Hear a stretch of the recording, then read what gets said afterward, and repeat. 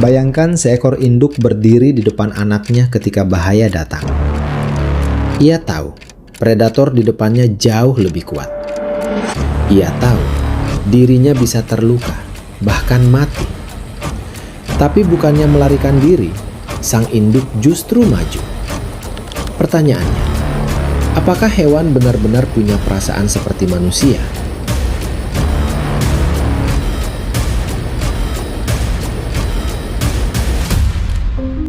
Di alam liar, melindungi anak bukanlah hal yang sederhana. Bagi banyak spesies, anak adalah investasi terbesar untuk keberlangsungan hidup mereka. Dan ketika anak terancam, tubuh induk bisa secara otomatis mengaktifkan respons perlindungan yang sangat kuat. Salah satu contohnya bisa kita lihat pada gajah. Ketika anak gajah terancam, induknya tidak selalu memilih untuk melarikan diri. Kawanan gajah betina bahkan dapat membentuk lingkaran, menempatkan anak-anak di bagian tengah, sementara gajah dewasa menghadapi ancaman dari luar. Mereka bisa menyerang predator, mengejar ancaman, bahkan mempertaruhkan keselamatan mereka sendiri. Hal serupa juga terjadi pada banyak mamalia lain. Seekor beruang betina yang memiliki anak dapat menjadi jauh lebih agresif ketika merasa anaknya terancam. Begitu juga dengan singa, serigala, primata, dan berbagai jenis hewan lainnya. Bahkan pada burung, perilaku pengorbanan seperti ini sangat jelas terlihat. Induk burung bisa berpura-pura terluka untuk menarik perhatian predator menjauh dari sarangnya. Ia berjalan atau mengepakkan sayap seolah-olah tidak mampu terbang. Predator pun mungkin mengejarnya. Padahal, itu hanya sebuah pengalihan. Begitu anak-anaknya aman, induk tersebut bisa terbang menjauh. Perilaku seperti ini disebut defensive behavior atau perilaku pertahanan.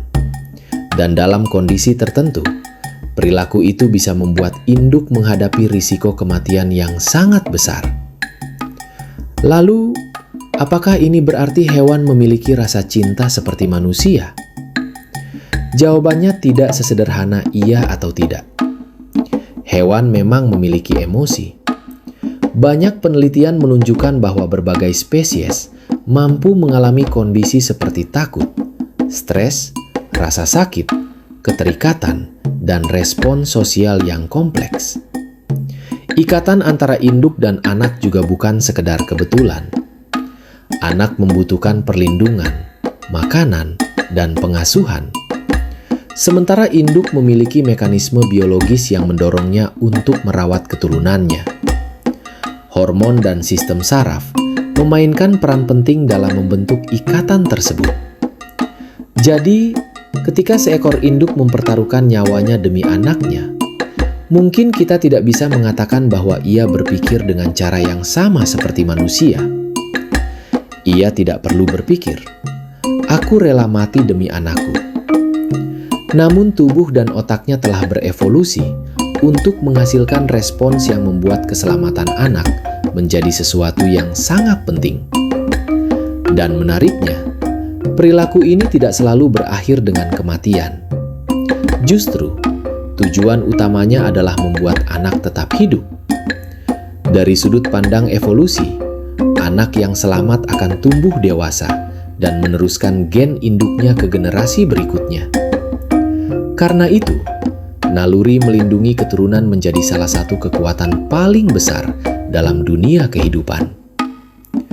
Namun, ada sesuatu yang membuat kita sulit untuk tidak tersentuh. Ketika melihat seekor induk berdiri di antara anaknya dan bahaya, kita mungkin tidak memahami apa yang benar-benar ada di dalam pikirannya. Apakah itu cinta? Apakah itu naluri? Atau keduanya? Mungkin kita tidak akan pernah bisa mengetahui jawabannya dengan pasti. Tapi satu hal jelas, di tengah kerasnya kehidupan alam liar, ada satu pemandangan yang terus muncul dari zaman ke zaman. Seekor induk yang memilih menghadapi bahaya, sementara anaknya berada di belakangnya. Dan mungkin, justru disitulah kita menemukan sesuatu yang terasa sangat manusiawi dari dunia hewan.